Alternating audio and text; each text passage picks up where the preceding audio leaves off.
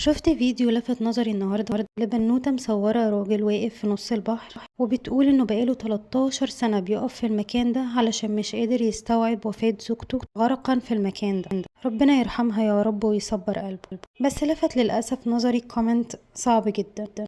حد كان كاتب بشكل قلة الثقة بالله. وهنا حصل لي فلاش باك لموقف حصل لي وانا صغيرة. كنت مع ناس وفي نار ولعت بس خفيفة شوية. البني آدم الطبيعي مش هيخاف منها، بس أنا للأسف ساعتها شفت بلكونتنا اللي ولعت وأنا صغيرة، ومن رحمة ربنا علينا إن هو صحانا في الوقت ده عشان ينقذنا. رد فعلي في اليوم ده كان أوفر من وجهة نظر البعض، وفي منهم من اتهمني بالتصنع، لكن في اليوم ده ربنا خلى كلمة تجري على لساني، وهي أنت مش شايف النار بعيني. وسبحان اللي جاب الكلمة دي في تفكيري. ومن يومها اتعلمت درس مهم. طول ما أنا معيشتش نفس الموقف، طول ما أنا ما ابتلتش بنفس المشاعر، ما ينفعش أحكم على حد. ولأننا بني آدمين وضعفاء النفوس، ممكن يجي في يوم من الأيام في قلبي حكم سيء، فحاول أحتفظ بيه في قلبي وما خرجوش على لساني للشخص وأذيه. وبلاش ننسى إن منعاه بطلة. كمان زي ما قلتلكوا أنت مش شايف النار بعيني.